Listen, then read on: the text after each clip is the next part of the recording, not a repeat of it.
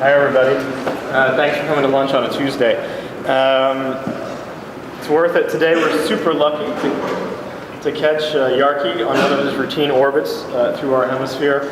I just want to do a little intro, and I was thinking when I was writing this intro that trying to encapsulate Bjarke's career thus far is like a series of tips about how to be a super successful architect very young. Okay, so tip one, start early. Bjarke studied architecture at the Royal Academy in Copenhagen and the Technica Superior in de Architectura in Barcelona. Receiving his diploma in 1998, as a third-year student, he won his first competition. So get busy. Tip number two, work for a really important architect and then leave before you're consumed by the office. From 1998 to 2001, he worked for OMA in Rotterdam before establishing the firm Plot with Julian de Schmidt. All right. And that leads me to tip number three, dress for viral success. My first encounter with Bjarke, or his work, was watching a video on YouTube. He was wearing an outrageously orange parka in a video of Plot's Super Harbor project, which presented unbounded ambition and optimism in a deliciously and uproarious manner. The first sentence of the video announced their desire to a soundtrack of Star Wars, and their desire was to think of big ideas through architecture. The scene then immediately cut to this guy with fantastic hair and an even better orange jacket that he totally worked as he moonwalked across the graphics. The project was pretty compelling as well. Rule number four, figure out a cool acronym for your firm name that captures the basic ethic of your work and your mantra. It's best if it's short, like 3 letters. Extra points if it includes your name in some way. Super extra points if it includes your name it includes the first letter of your name in a silent way. Plot was disbanded or diverged in 2006, and Bjarke made his ambition the name of the firm, establishing Bjarke Ingels Group, or BIG. The firm is based on Copenhagen and has, as of now, around 90 architects working for them.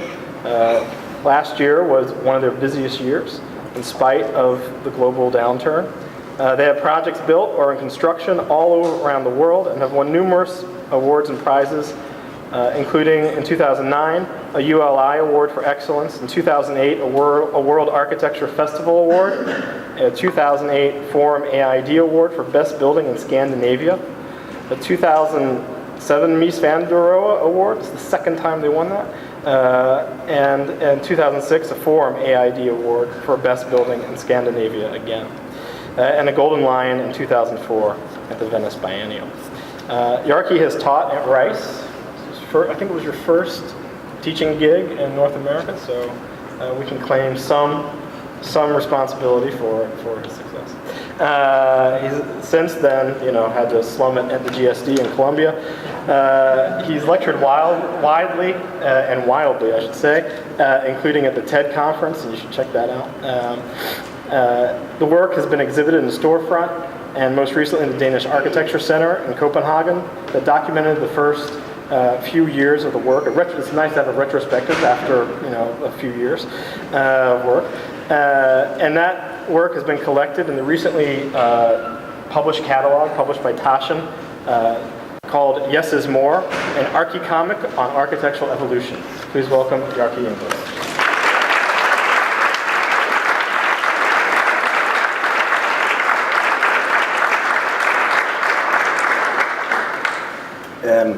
Yeah, it's interesting. It's like we actually exactly follow that recipe to the letter. Well, basically,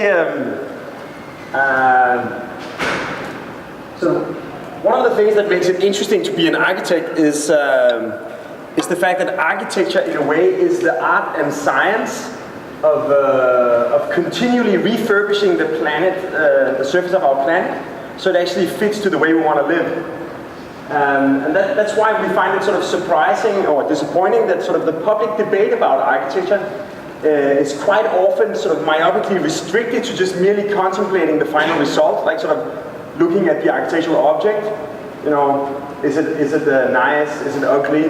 Does it look like the neighbor buildings? And I think sort of a typical example of sort of the level of the architectural debate is pretty much boiling it down to sort of coming up with new names for buildings, like sort of, is Norman Foster's new tower in London, is it a gherkin or a sausage or a dildo? So, and that's pretty much as far as it goes. So recently we tried to ask ourselves if there was a way to actually sort of go behind the scenes and actually reveal some of the sort of the processes and incidents and accidents and sort of conflicts and compromises that actually shape our buildings and our cities into what they are. So we tried to ask ourselves if there was a way to actually find a media or a medium that could tell stories with architecture. And we discovered that we didn't have to invent a new media because it actually already existed in the form of comic books. Because essentially comic books, they use drawings and images and speech bubbles and text boxes to tell stories that sort of stimulate both the eye and the ear. We call it Yes is More, which is obviously sort of an evolution of some of the ideas of our heroes. Clearly, starting with Mies van der Rohe, who sort of triggered the modernist revolution with Less is More, sort of liberating architecture from the constraints of, let's say, style or history, making it about a sort of an instrument of pure sort of effect. Quite quickly, Less is More sort of degenerated into some kind of a minimalistic aesthetic manifesto and triggered the postmodern counter-revolution with Robert Venturi saying less is a bore. Like, why do modern buildings have to be so boring? Then came Philip Johnson, sort of introducing, let's say, the potential of promiscuity, or at least openness to new ideas, saying I'm a whore. Like a month ago, I had the sort of the opportunity to visit his glass house estate in New Kingdom. And when he died, I think like 3 years ago, he left 14 buildings on the estate. They all look like they've been designed by radically different architects. They've all been designed by him. So, you know, as life evolves, so should architecture. Then came Adam Koolhaas, sort of observing that more and more is more. Rather than a manifesto, it's more like this sort of reminder that understanding precedes action. Before you can act on the world, you need to understand how it operates. In this case, he's identifying sort of the impact of global capitalization or capitalism on urban space, replacing sort of traditional virtues such as hierarchy and composition with raw accumulation of input. Then Obama came and sort of, let's say, introduced optimism in a time of global financial crisis. But more importantly, he was running as a Democratic candidate against a Republican party that at that time was extremely unpopular, sort of after George Bush Jr. And it would have been very obvious and easy to sort of do the traditional sort of opposition, like sort of just consistently say the opposite of the ruling powers. But instead he said there are no sort of red states of America, there are no blue states of America, there's the United States of America. This idea of unity or even compromise as a radical agenda. And essentially what we're trying to say with Yes is More is exactly this sort of departure from the traditional image of the avant-garde as being a sort of cliche of an angry young man rebelling against the establishment, that somehow radicality is almost always negatively defined, sort of by who or what you are against. This sort of idea of a frustrated artist standing in the corner of the room angry at the world for not fitting in with his or her ideas. So rather than this sort of revolution against something, we're much more interested in the idea of evolution, the fact that sort of ideas gradually evolve by sort of incorporating different inputs from the different sort of forces of society.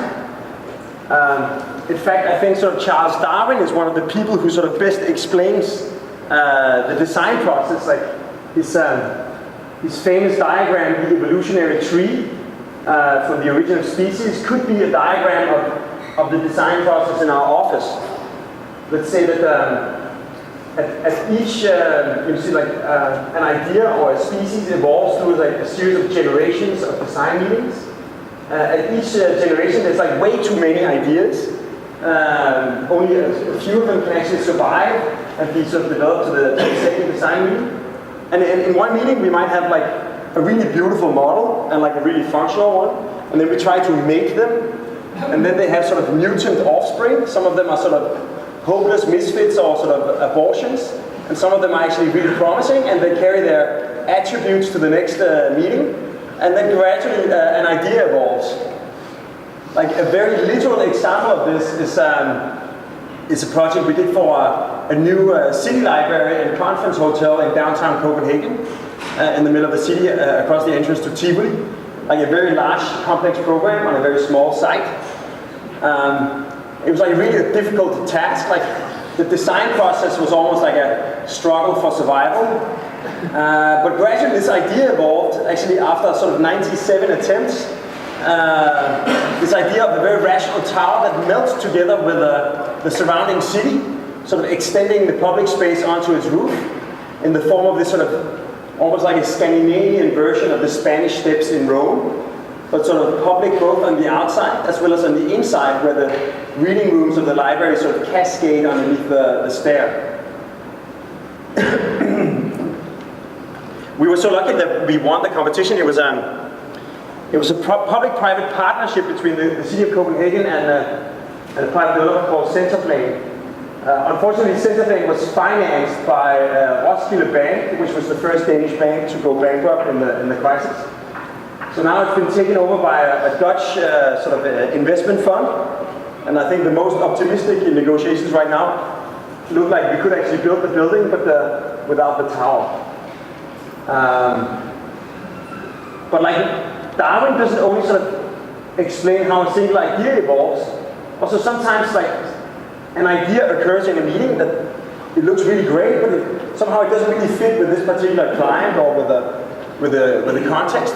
But in another culture, with another program, it could actually be the right answer to a completely different question. As a result, we never throw anything out in the office. This is maybe tip number 6. Like, you never know when like this or that model might actually be the right answer to a completely different question. The office is almost like an archive of architectural biodiversity, sort of jam-packed with old and new ideas. And as sort of one example of how this can happen is that some years ago we submitted a project for a hotel and conference center in Umeå in the north of Sweden, like hotel, conference center, and a swimming pool complex. When we submitted the project, we really liked the project, but we knew it didn't exactly look like something from the north of Sweden. And the northern Swedish jury didn't think so either, so we lost the project. Until we had a meeting with a Chinese businessman from Guangxi, who said sort of, wow, that's the Chinese character for people. So apparently this is how you write people in Chinese. We even double checked. So at the same time we got invited to exhibit at the Shanghai Creative Industry Week, and we thought like, this is too much of an opportunity. We stumbled upon what could be sort of the icon of the People's Republic of China. So we hired a feng shui master, and then we scaled the building up 3 times to Chinese proportions, and went to China.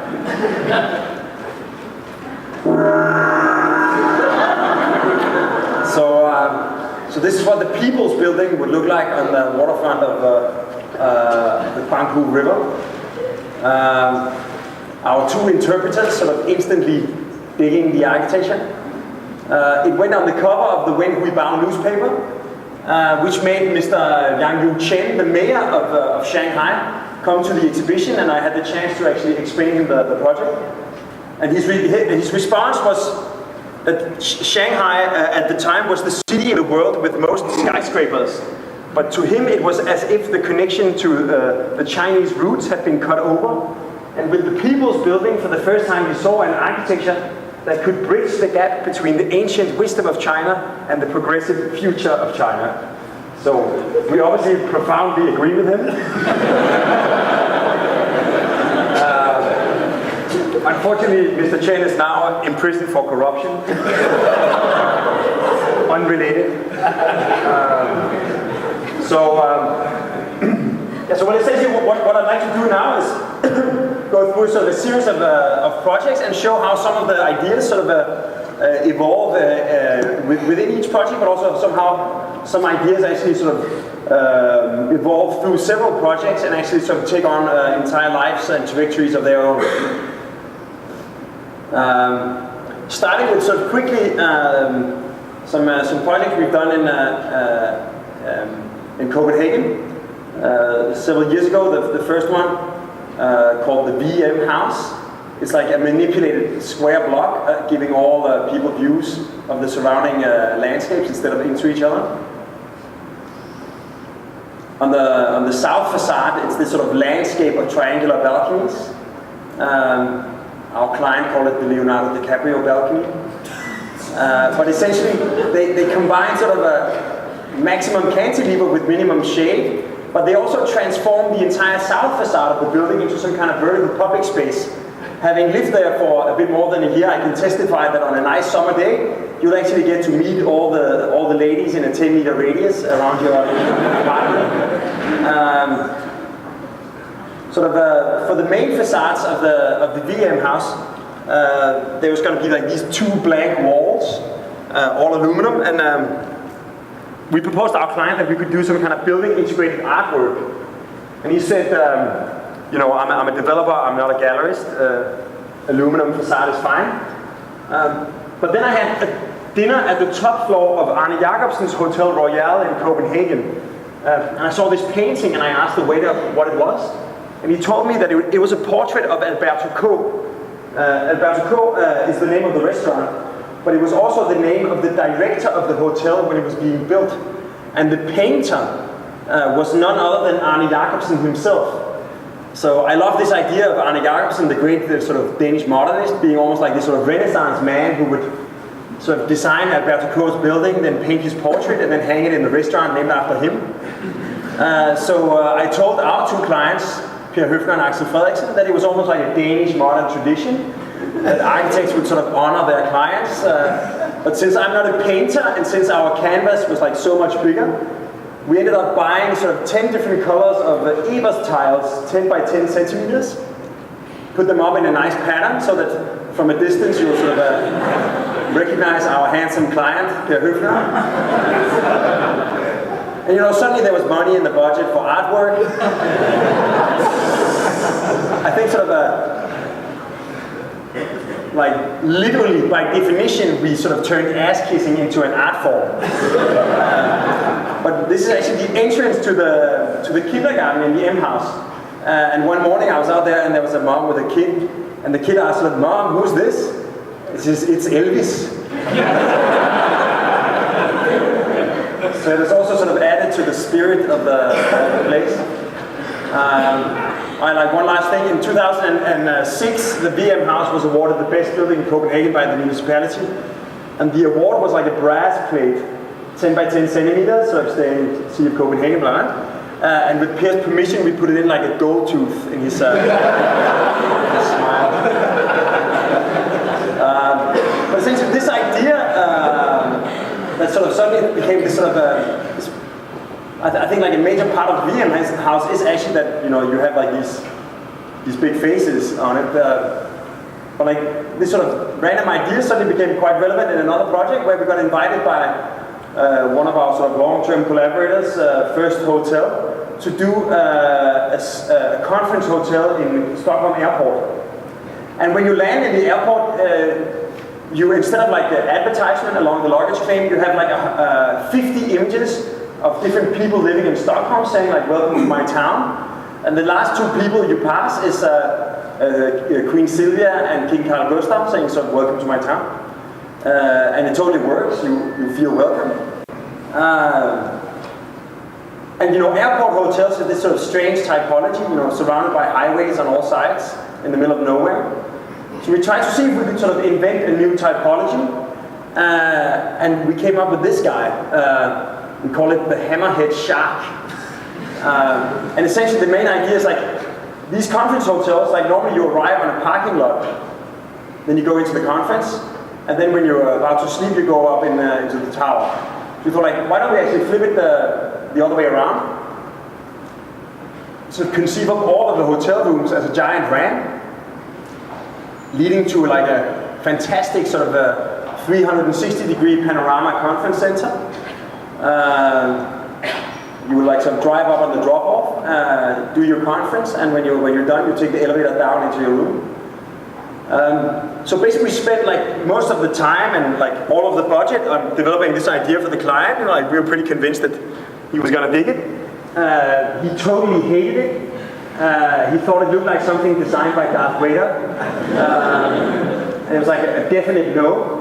He basically said, like, I need a mass market hotel. I'm going to be counting the steps of all my employees.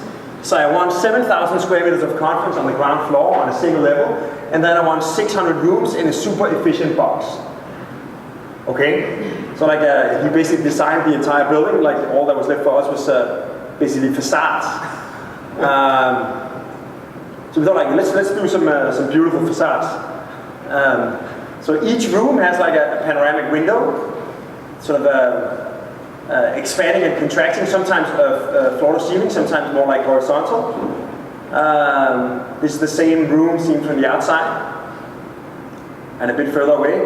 And as you can see, because like windows always look dark, even though it's completely clear glass, and in this case it's white concrete. So when the windows are small, that area gets more bright, and when the windows are big, they actually get darker. So when you get distance enough, it sort of transforms into this sort of almost like a copper etching or like a line raster portrait of, in this case, Princess Victoria.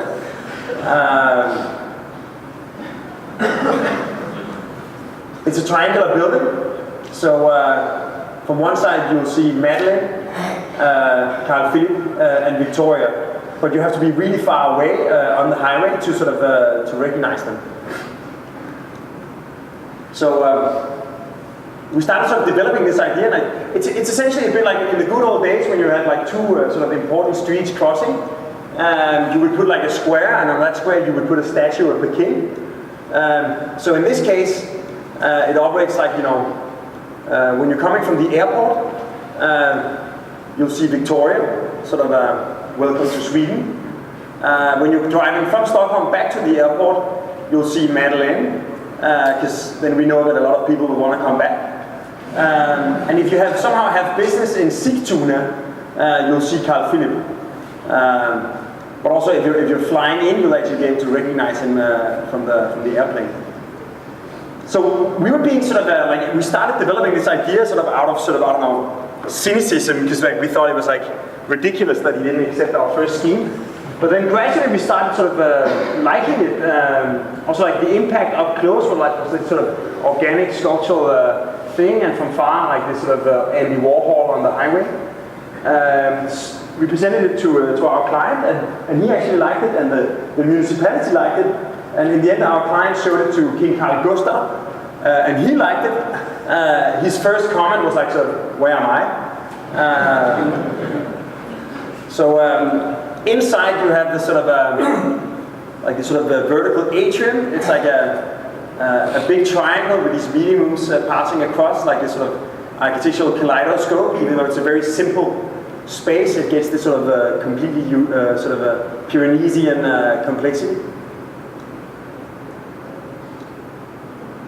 And we also discovered that at night the sort of the colors of the room are going to reflect outside. So using sort of Andy Warhol as a template, we sort of came up with this color scheme for the different rooms that's going to sort of add another layer to the architecture in the evening.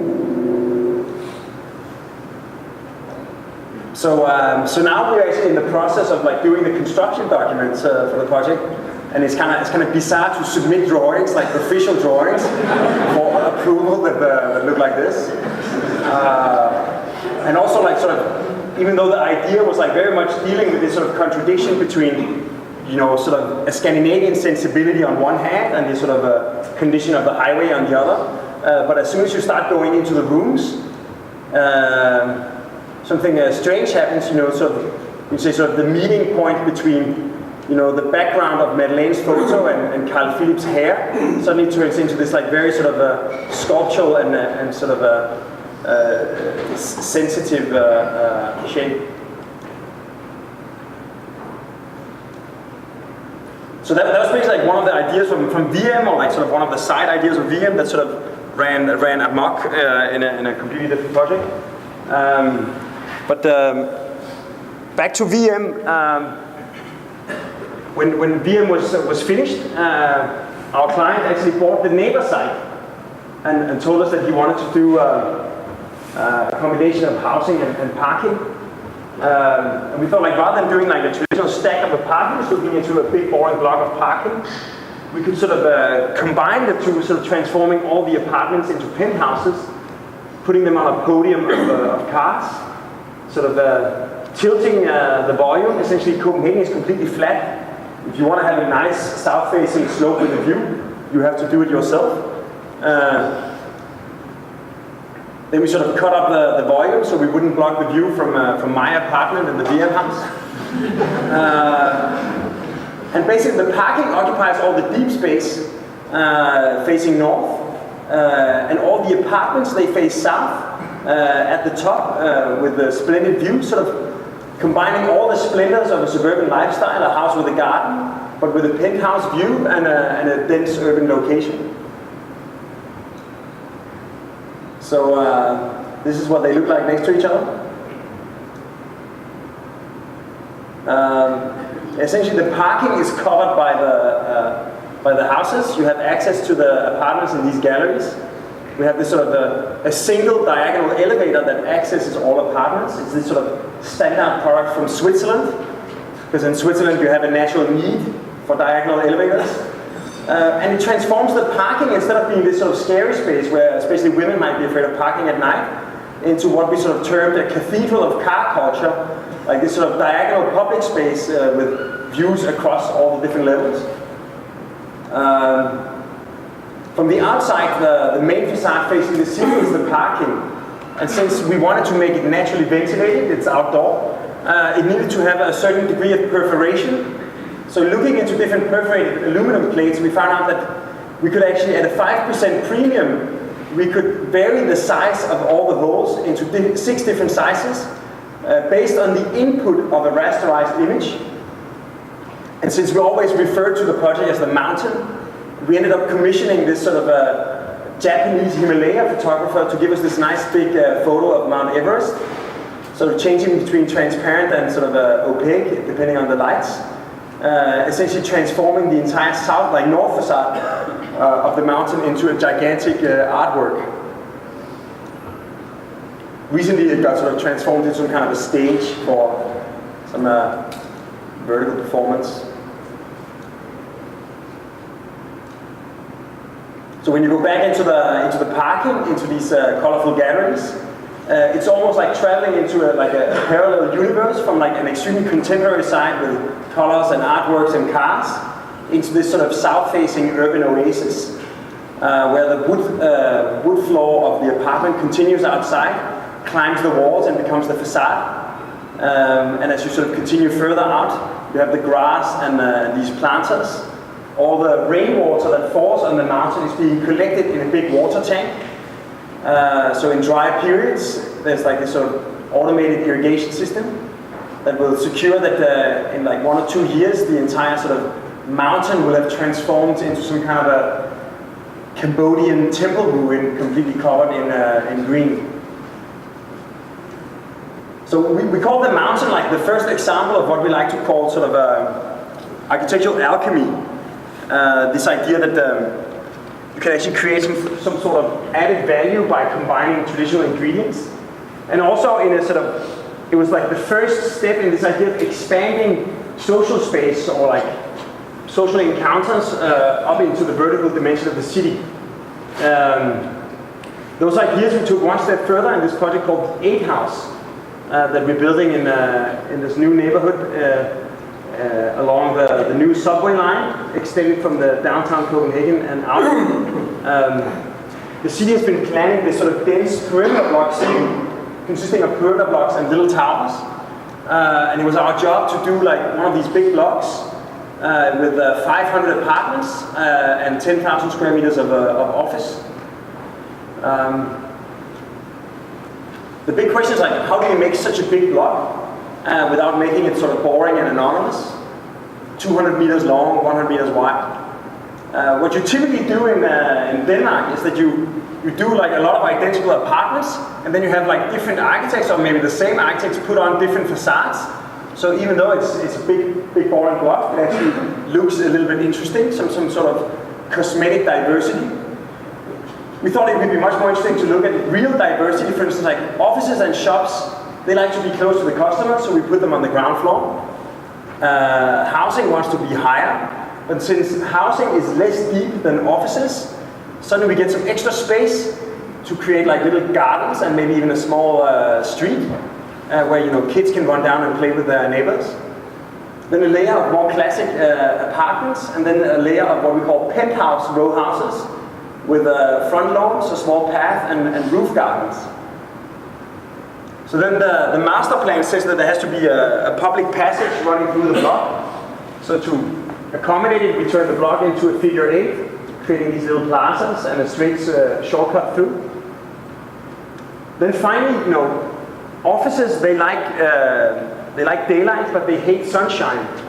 So to the south and west, we push them down to 0, and in the north, we lift them up, but also lifting up all the housing into the southwest sun and the view. And sort of in reverse, in the sort of southwest corner, we push it down, opening up the entire block for the views and the sun.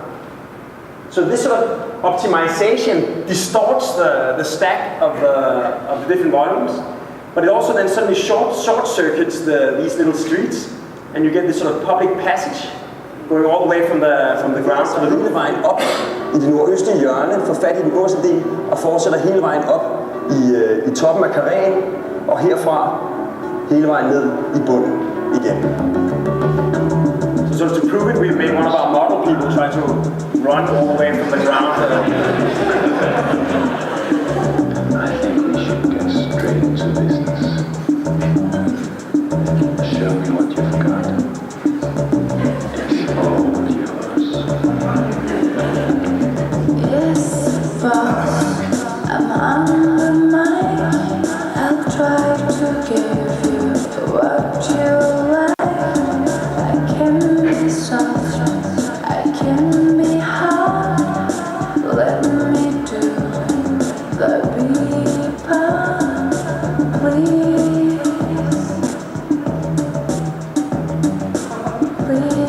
This might be super dangerous.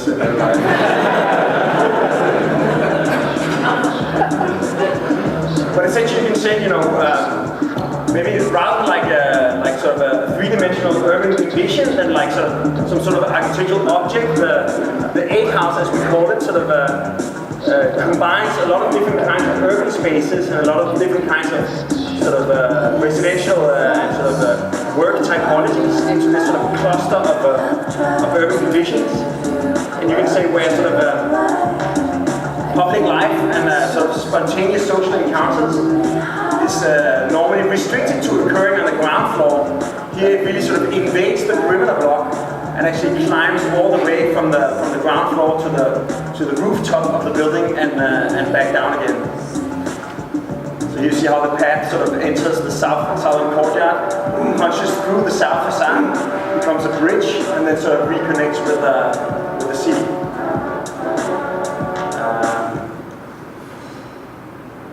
So we call it the 8 house. We managed to get started building it before the complete real estate crash and the global financial crisis. The architect is happy. I think the client is a little bit worried. As you can see, like there was only 2 different projects that managed to get started. I think to look at it optimistically, the people that move in are going to have like a spectacular 270-degree view for a while. So you have like these surreal situations.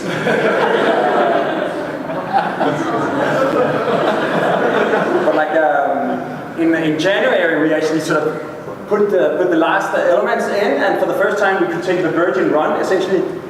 Doing what the red guy did, and I think it pretty much sort of proves the point that through this series of like sort of quite practical sort of adjustments and sort of accommodations.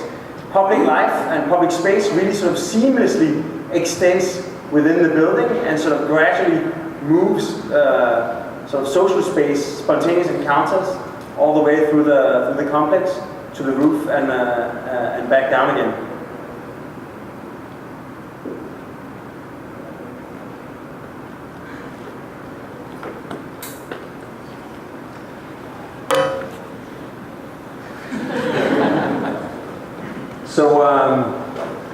So this idea of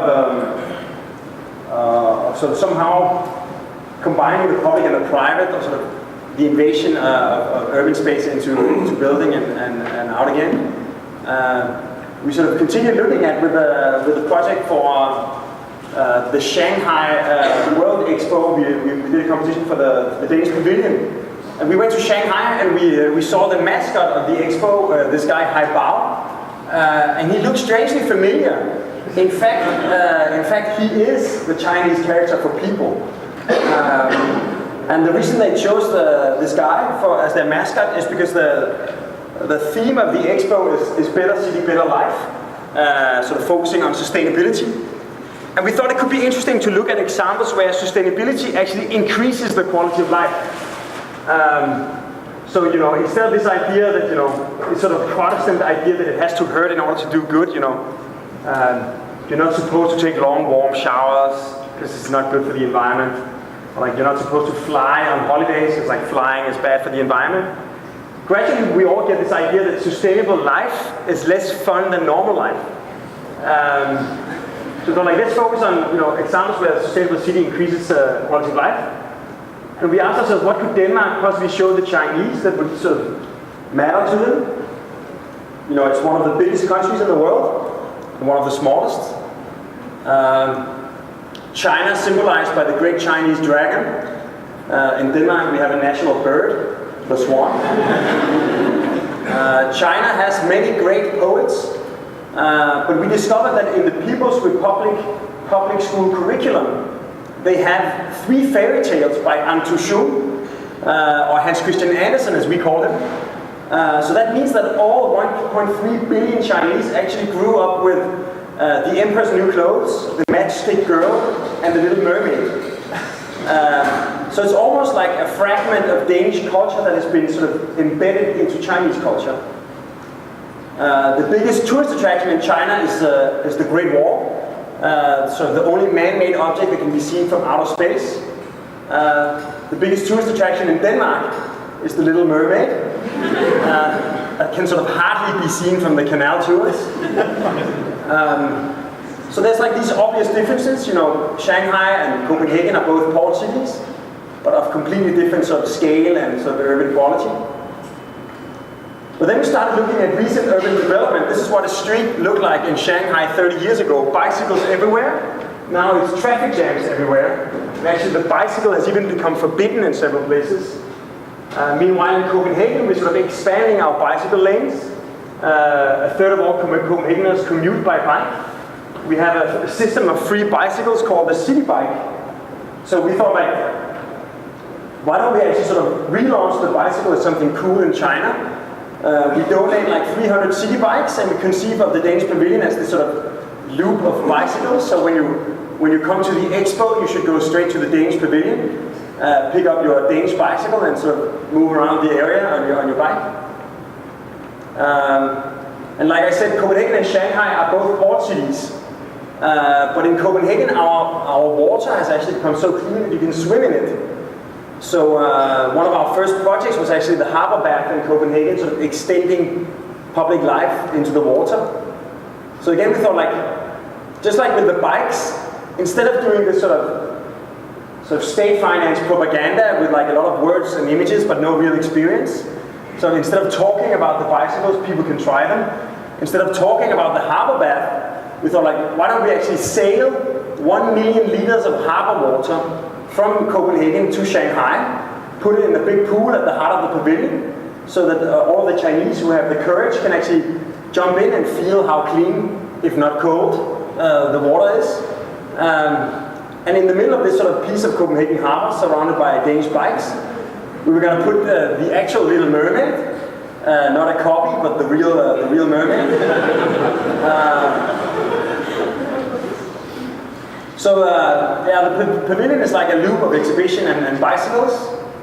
You arrive at the mermaid pool, you move through the exhibition, you come out on the roof, you start looking for a bike, jump on your bike, and then drive through the last part of the exhibition and out into the rest of the expo. So when we were so lucky that we won the competition, we got invited to exhibit at the Shanghai Creative Industry Week. And we had to submit some boards for the Chinese state censorship approval. And to our surprise, we got the boards back with comments. Because we had compared Denmark to China. And then they say, the China map missed Taiwan. It's a very serious political issue in China. We will add on. Okay? But then we had compared the swan to the dragon. And then the Chinese state said, suggest change to panda.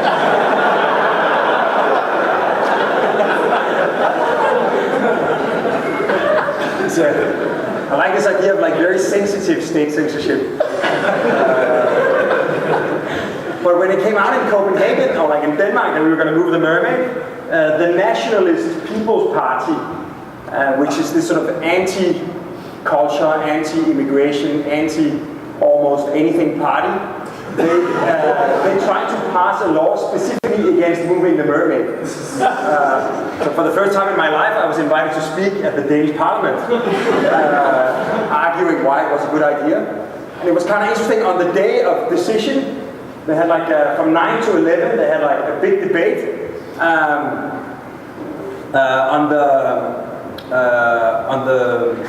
on the first bank package. Like how many billions of kroner we were going to sort of invest in saving the Danish economy, like the bailout package. Then they had like a 30-minute recess, and then from 11:30 to 1:30, they were debating whether or not to send the mermaid to China. But sort of to conclude, if you want to see the mermaid from May to December this year, do not come to Copenhagen, because she's going to be in Shanghai. If you do come to Copenhagen, you'll see an installation by the Chinese artist Ai Weiwei, who actually proposed, it's kind of cool scheme, like a gigantic flat screen standing on two legs in the water, and then it is sort of transmitting live from the mermaid in Shanghai, so people who go in vain, they'll see how she's doing and where she is. But the sort of the artistic project in it is that it will probably be the only sort of uncensored live TV channel, sort of transmitting live from China to the rest of the world. And I like this idea that it could be some kind of a global speakers corner. That if you go down to where the mermaid normally sits, you'll see like images from China with these like Chinese political activists talking to the mermaid. So of course, if the Chinese state intervenes, it's probably just going to be a panda sitting on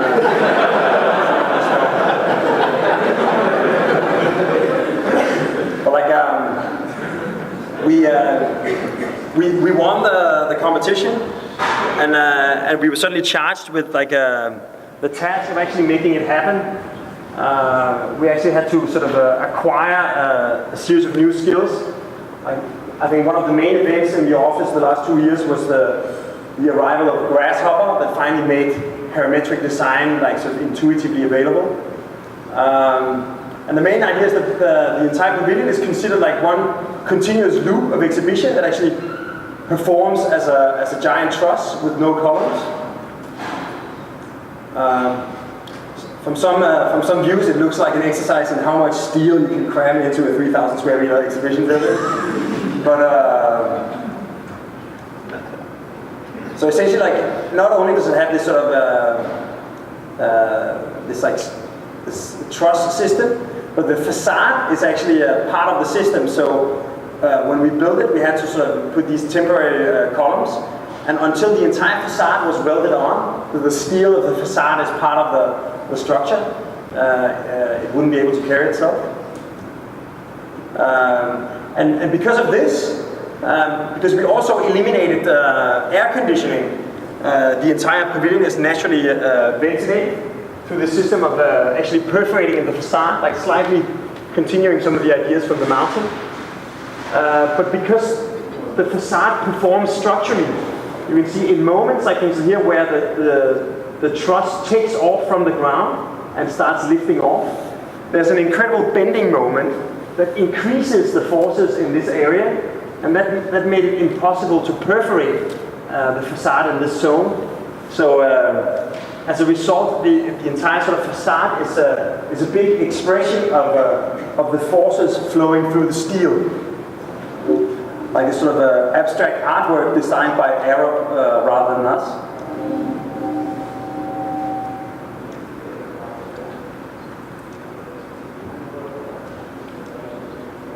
It was kind of like on the day when they were going to remove all the columns, they had calculated that the entire steel would settle with 82 millimeters, and it settled with 81. It's like mind-blowing how you can actually predict that kind of stuff. The mermaid is sitting in her own pool, but the pool has like a paddling pool for the kids and a diving pool for the grown-ups. But it also serves as a giant window for the VIP conference space in the basement that have this sort of aquarium window looking at like swimming Chinese people and the mermaid.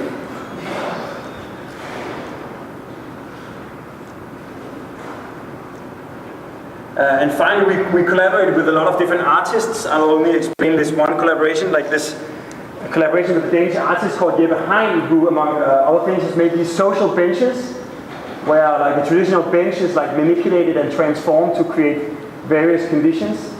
And sort of working with him, we sort of designed a bench that would like swoop around the pavilion and actually perform a lot of functional things, like for instance, like picnic areas and like creating the separation between bicycles and people, etc.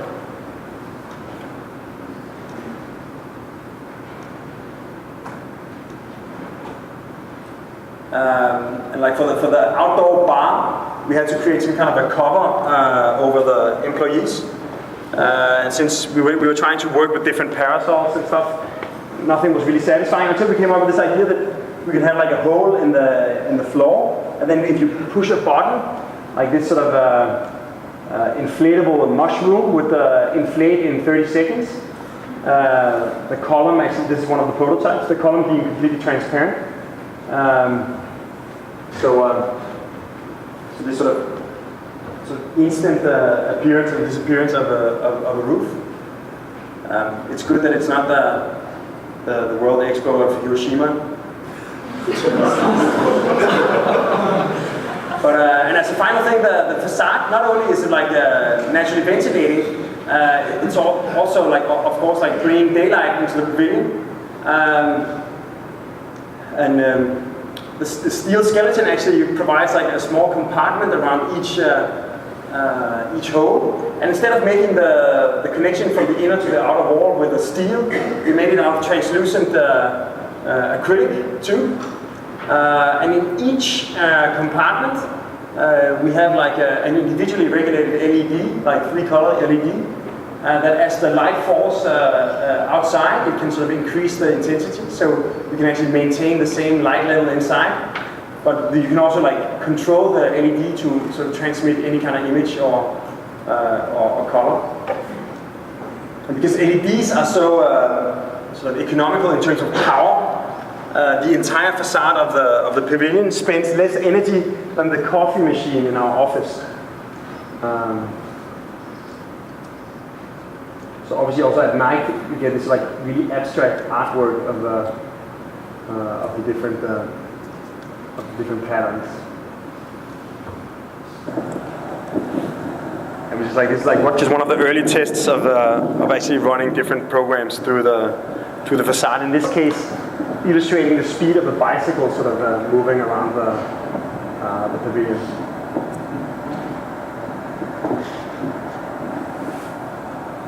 So so the pavilion should be done in 3 weeks. Right now there's like a rather large fraction of the Chinese population is currently working on it to make the deadline, and the mermaid just departed from Copenhagen, and it's going to be arriving in the 24th of April.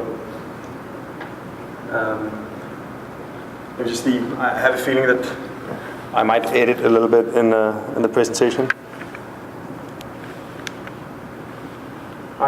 Let's do two more. So basically, this sort of notion of trying to create different hybrids between public space and architecture, we sort of carried to a new version for the competition for the City Hall of Tallinn. Tallinn is the capital of Estonia, and it's this sort of UNESCO World Heritage Site.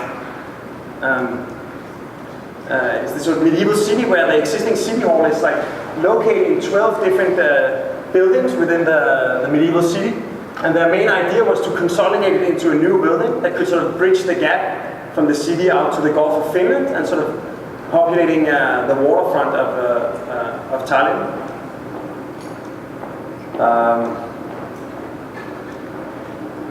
And it's not only like the political functions and the different public departments, it's also all the public service, like everything related to childcare or taking care of senior citizens or like social security. So we thought like rather than having like the classic juxtaposition of like public space and town hall, basically to make the public space continue sort of underneath the town hall as this sort of continuous space, becoming like a public service marketplace where people can actually enter and sort of meet their public servants. And the program was consisting of these like 11 different departments and the city council, and we sort of put them into like this sort of continuous sort of texture of different departments of different sizes, almost like a village of programs, creating a sort of network that actually creates a single continuous floor plate, but also breaks down each department into its own building with its own view. Like a lot of courtyards and atriums that penetrate light deep into the plan.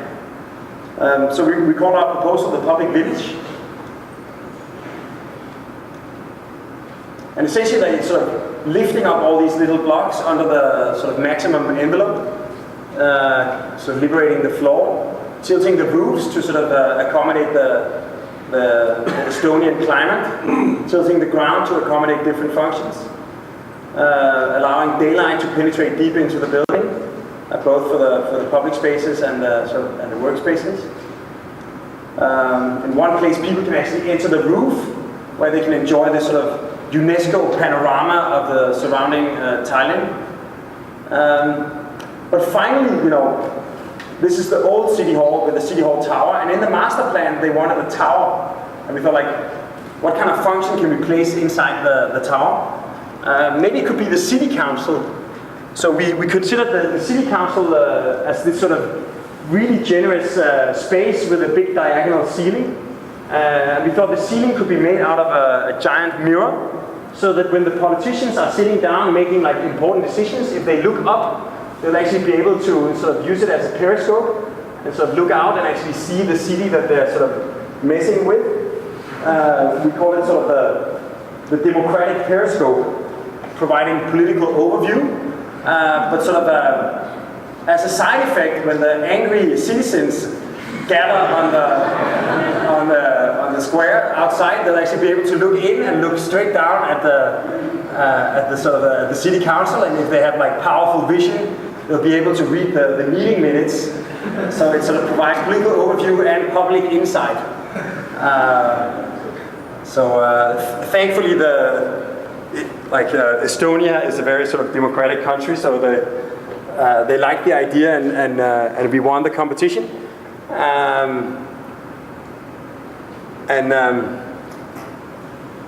Essentially, when we told like one of our recent clients, I'm gonna skip this project, we were invited to do the National Library of Kazakhstan, and when we won it, we went to meet the president's office, and the director of the president's office, he said that if we showed him like some different examples of our work, and he said that if we would have ever proposed that in Kazakhstan, we would have lost the competition on the spot. So like the final project that I'd like to show is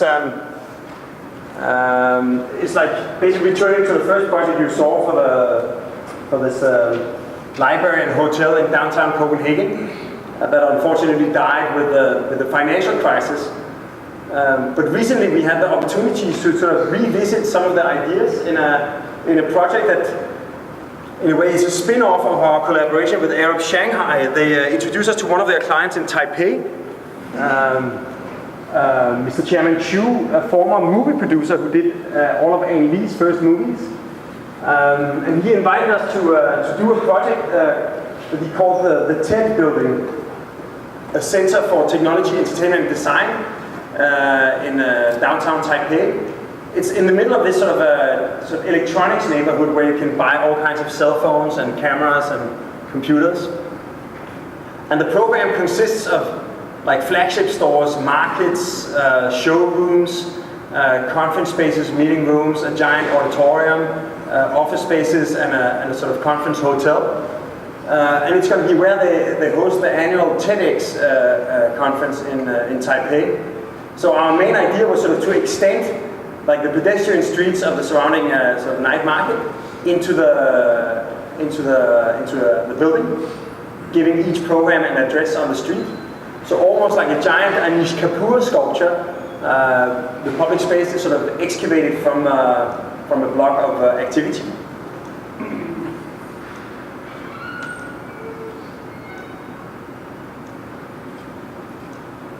So basically you have like various connections to the surroundings. You have like a wall of hotel rooms and a stack of public programs. So meandering around the central auditorium. And from the outside, the building is essentially a big glass box, but sort of to protect from the Taiwanese climate. It has like these horizontal sort of fiber concrete lamels. And as you go down, it actually provides a completely transparent building. But these lamels sort of cave in and create like little public steps, almost like sort of an imploded version of the tower in Copenhagen, actually allowing people to sort of invade the building within, providing these like framed views of the surrounding city. On each floor you have a direct access to the programs inside. And as you move up, it turns into this gigantic sort of outdoor informal auditorium. So it basically like protects from the direct sun. And even like on the roof, we have like this sort of oasis with a system of evaporative cooling that lowers the temperature 2 to 3 degrees, and it creates like a cool draft down through the entire public trajectory. So when you sort of go through the different floors, you see this sort of public space meandering through the plants.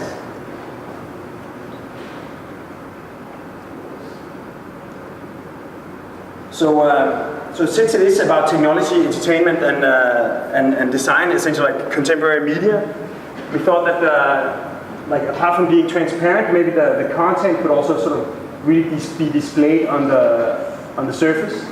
So we collaborated with the sort of the German artist and architect group Realities United to develop this sort of display that all of the fiber concrete lamels are illuminated by a 3-color LED from below. So transforming the entire cube into a gigantic image. It can sort of course, display like sort of abstract artworks or even like X-rays of the building in different ways. And basically, if you would just simply illuminate the underside of the lamel, you would get only like a third light that you really want. A third would be wasted, and a third would be like annoying. So Realities United developed this sort of micro texture and angle that sort of transmits all the effect light outwards using some of the sort of previous research.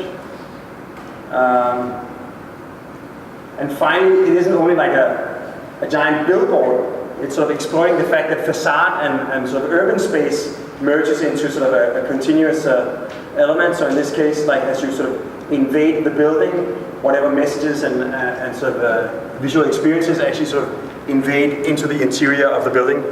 So this was like a small invited competition we did, and we won the first round, and now it's sort of dependent on our client's ability to finalize the lease on the site. I think sort of with a little luck, in 3 years, this could be the view of downtown Taipei with the TED building. So now I pass the word to Shirley Bassey.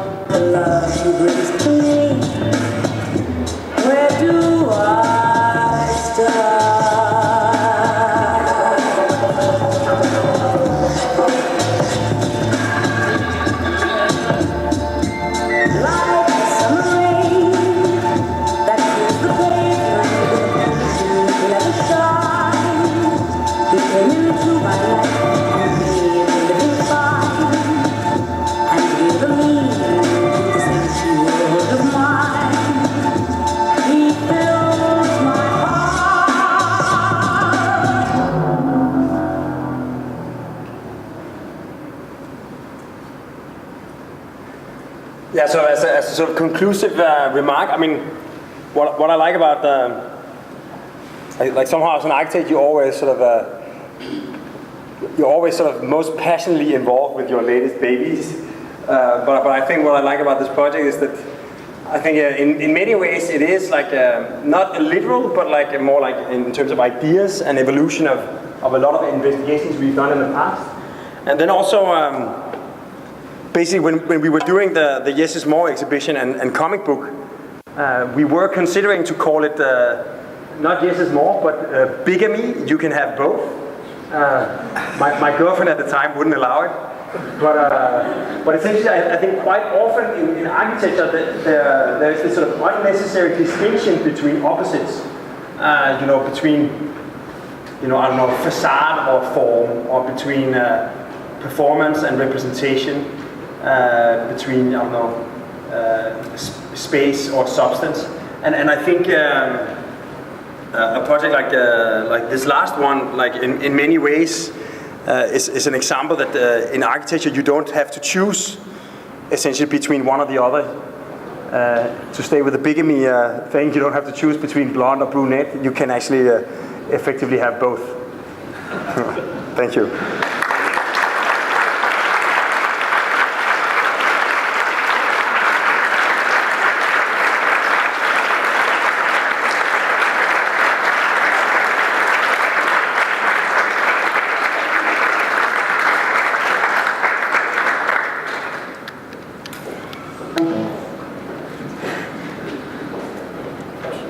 Yeah, if anybody has a question, yeah?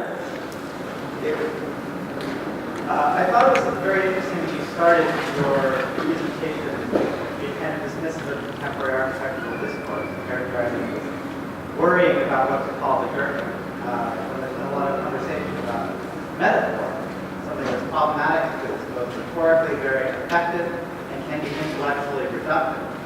I like your work because it seems very easy, very loud. How would you respond to somebody who would say that it's a little bit too easy? That you sort of reference all of these things with too great a facility? What would be my response if somebody says our work is too easy? Well, I think it can be both, actually. I think on one hand, essentially, if you look at evolution, and And you see, anything that exists in the biosphere has evolved that way because it works. And when it doesn't work, it dies and ceases to be remembered by the coming generations. So, on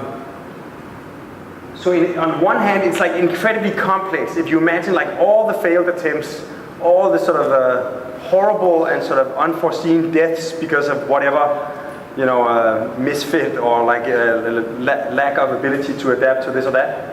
And I think like the first example where I showed 97 different models moving by as a sort of stop motion shows you that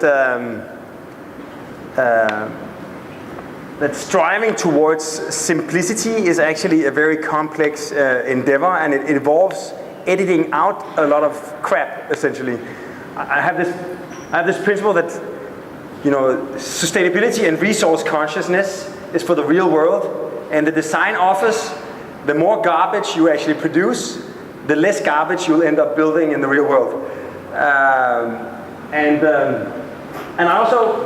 I think what we strive for is actually complexity, to interweave as many deciding factors and as many sort of qualities and attributes to satisfy as many demands and sort of meet as many concerns as possible with a single building or like a single intervention. And if you look at Ray Kurzweil, he came with this quite nice definition of complexity in computer code and programming, that unlike complication or complication, complexity in software programming is defined as the capacity to transmit the maximum amount of information with the minimum amount of data. So if you have two codes, one is like 100,000 characters long and you have one that's only like 100 characters long, one seems to be a lot more complex or at least complicated than the other. But if they actually make the computer do exactly the same thing, it's the short and simple one that's the most complex. So in that sense, complexity is a higher form of simplicity. And essentially that's what we try to sort of distill into our work, is to sort of work on it and edit it and curate it and sort of distill it until you get the maximum impact or the maximum effect with a minimum of means. Just one quick question. In figure 8 house, did you have any parking? Actually, it's kind of well observed. We tried to actually integrate parking in it, but because it's one of these like Scandinavian weird hybrids between politically driven state ownership and sort of private developer. So like the owners of the land have a lot of political agenda, and one of them is that they really want people to take the subway. And so it is forbidden for private developers to build parking, because they want to build their own parking buildings that people then have to purchase relatively expensive parking rights in. So like we almost lost the job trying to integrate parking into the project in the beginning. So it's this sort of weird socialist aspect of Danish society.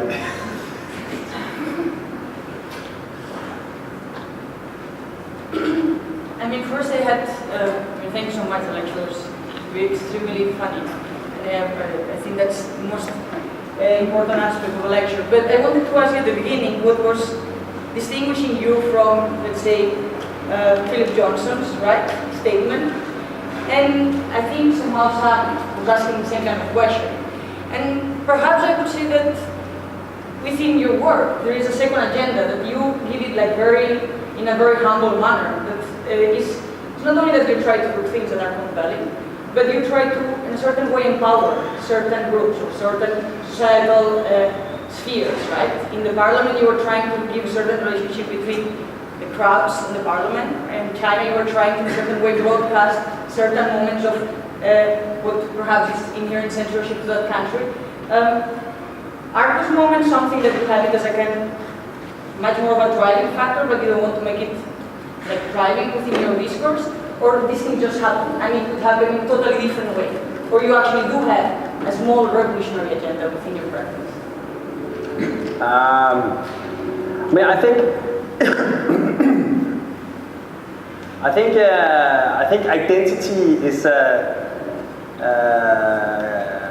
can be limiting if you get too obsessed with defining yourself and your agenda in too specific terms. It becomes sort of inhibiting that ooh, we can't do that because we're about this. Sort of.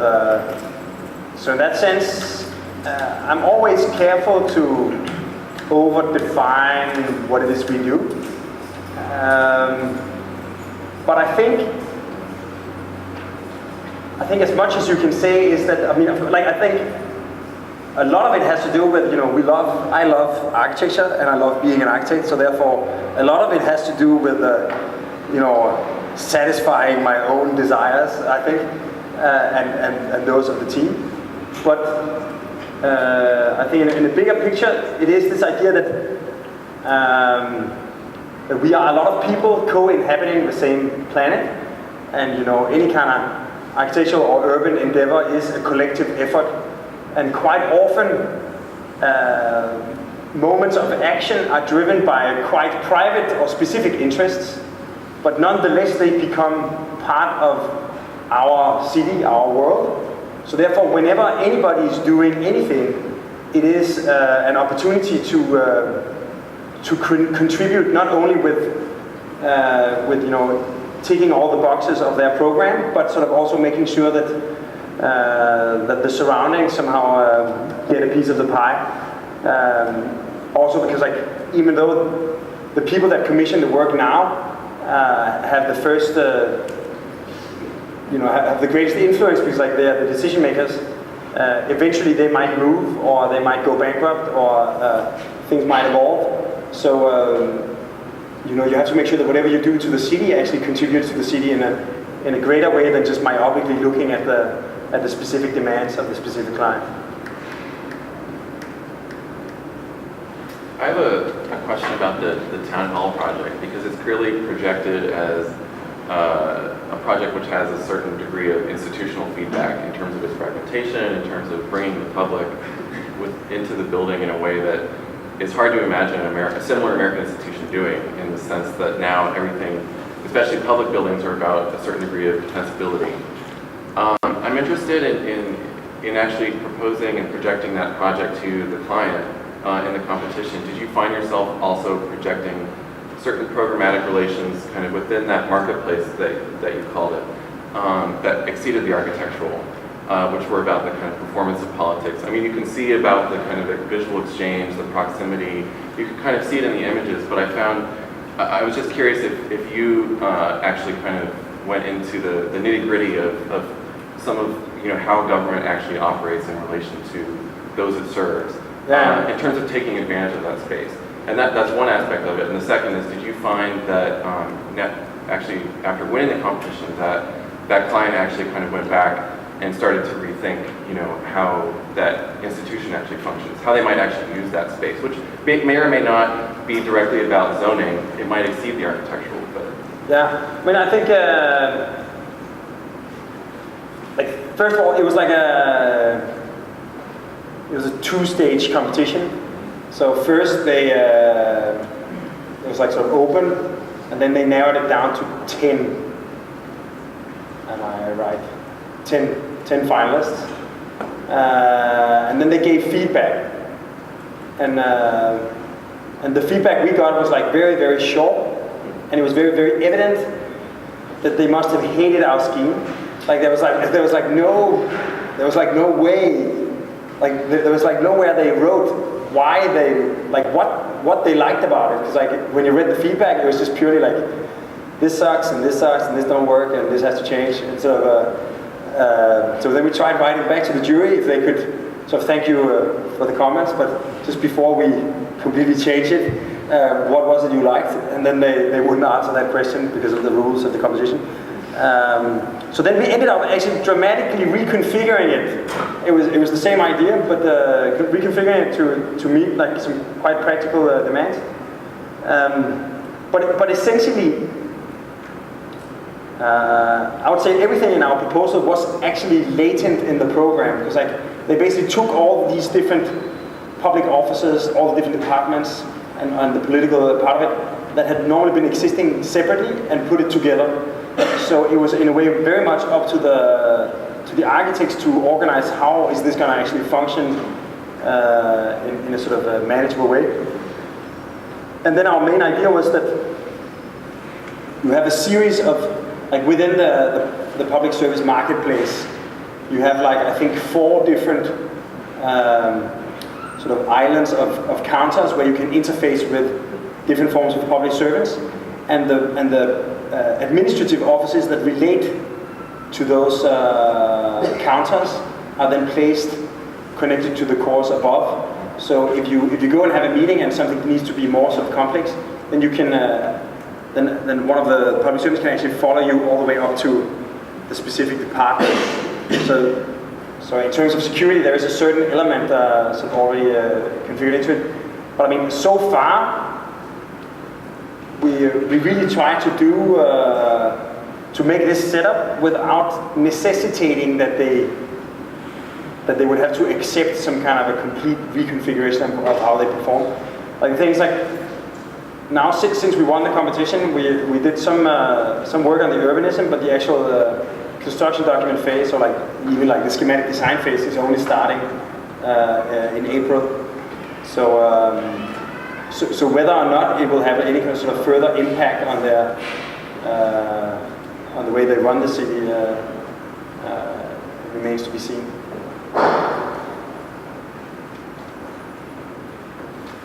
One of the things that you're clearly really good at is the clarity of a conceptual conceit, which I say in a complimentary way. And I find that it's a kind of interesting question to think about relative to, say, what it meant to conceptualize architecture 30 years ago, what it might have meant 75 years ago. And I wonder if you might comment on that. I'm thinking about the way in which your conceptual framework, I think, is tempered by a kind of irony at times, also an engagement with the market, a sense of humor, all kinds of other things. But I wonder if you would just comment on the nature of conceptual framing. Yeah. I think we try to never be ironical.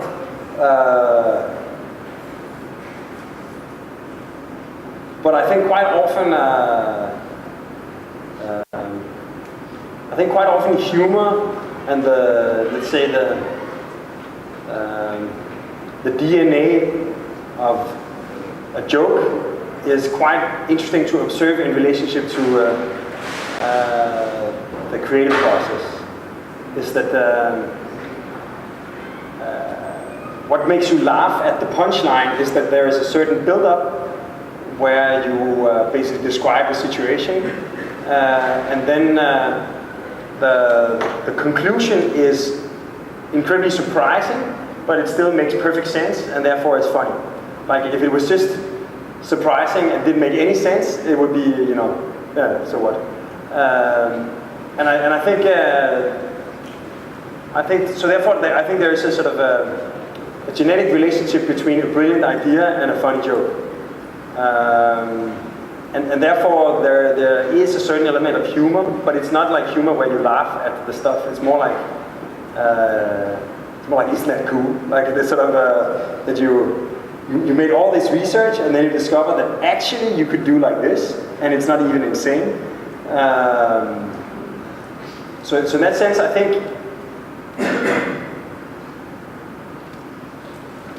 think maybe compared to like I'm not sure if there is any kind of historical development in conception, but I think rather than being sort of, I always hated Philip Johnson until he died, basically, because I thought that he was like a lousy architect, and I thought he was like sort of overly, I think that it's actually a Rise publication where like Philip Johnson was giving some kind of a lecture, and then there was a student in the audience who asked this question where he said sort of like most architects at the sort of at the dusk of their career, you can look back and like in the variety of their work, you'll see a certain core that is somehow the core of their oeuvre. So my question to you, Mr. Johnson, is: do you have a core? And the answer is clearly not. But I think rather than, and I think what I learned from Philip Johnson is this idea of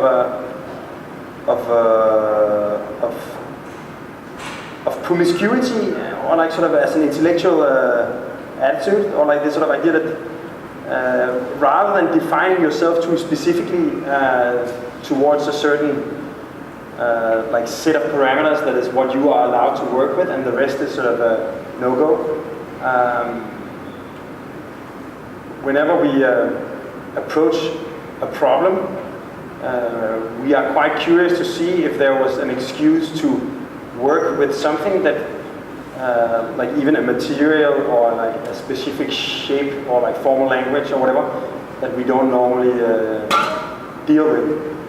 So in that sense, I could imagine that, at least looking back, some of the old masters have had a tendency to be relatively consistent in their weapons of choice, and I think the main contribution you can assign to Philip Johnson is his complete lack of commitment to anything. I mean, that aside, like visiting his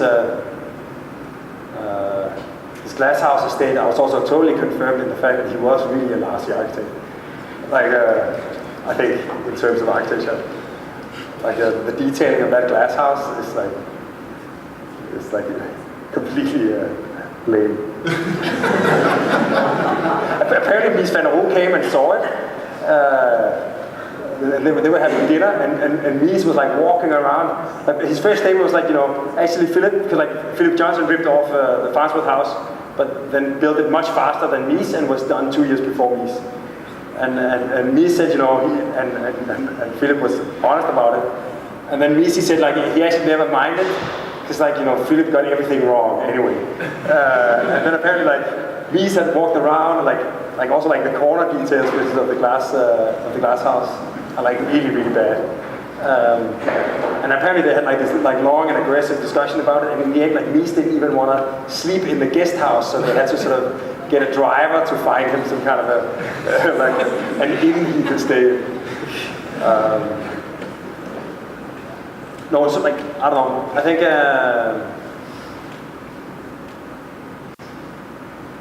yeah, I think maybe we just have a more sort of a free attitude towards which architectural proposals or sort of strategies we can allow ourselves to deal with. Don't you think technology and budgets have a lot to do with this too? I mean, when I was educated, it was many years ago, problem solving was a very commonly used term. You seem to, you don't obviously don't see your architecture as problem solving, and it seems like also the fact that we were able to do such incredible things with regard to structure, like the continuous spiral truss you showed. It's made a really big, it's made it possible for you to take the approach you do towards your work. Yeah, I mean, I think, obviously, I think the Danish Pavilion in Shanghai is the child of a very unique combination of a Danish public client with Danish fees and Chinese construction budgets, or let's say like Danish construction budget and Chinese labor costs. So, like that building would be impossible in Denmark. It would be difficult in China with like a normal economy. But actually, it's like it's less than $4,000 per square meter. So that's like less than $400 per square foot. So it's even that, it's like quite inexpensive actually, but sort of course executed in China. I guess what I meant was you don't seem to limit your exploration of form by a kind of anticipation of that it will be technically difficult to do it or too expensive to do it. I mean, you seem to do a lot of things that actually require complex detailing, waterproofing, and that sort of thing. And I'm not criticizing that at all. It's just very interesting to me, since that used to be such a formative part of the approach towards design, which I am calling problem solving, was kind of to anticipate those problems and therefore design conservatively. Yeah, I think it's like the truth of the matter is that 99% of what we spend our time on is evidently problem solving. And I think I could imagine that the discourse you're referring to is more sort of problem dodging, that that's going to give us a lot of trouble, let's just do this then. Yeah, exactly, yeah. So in that sense, I mean, I think exactly like, and I can really feel that, like we've been around as an office, like in, let's say, in 2 stages, but like all of my partners have been part of it from since the beginning, for like almost 10 years in November. And clearly, the projects we can take on now are like way more complex than anything we could have handled, let's say, even 5 years ago. Like a project like the Taipei Technology Exhibition Design Building, or like the National Library of Kazakhstan that I skipped, are carrying with them ideas that we have developed in former projects, like that we're not just repeating, but we're like taking them one step further. And we're taking them one step further because we already have some experience. We don't have to like learn it from scratch. We can start at like a higher level. It is essentially evolutionary in that sense that that our office also evolves. Like the tools we wield now are much more powerful than what we were dealing with 5 years ago, and therefore there is some kind of acceleration in capacity. And I think with that you could say like the first projects I show, like VM housing and the mountain, are essentially stacked concrete elements. Obviously mountain a little bit more complex, but it's still prefabricated concrete elements stacked on top of each other. And now with the latest stages, like new technologies have become available, and also we've been approached by clients that have been attracted by some of the more adventurous stuff, and therefore it's not a question of fooling some kind of a like really dry, hard-ass social housing developer in Denmark into doing something slightly sophisticated, but it's more like actually meeting a genuine desire to do something.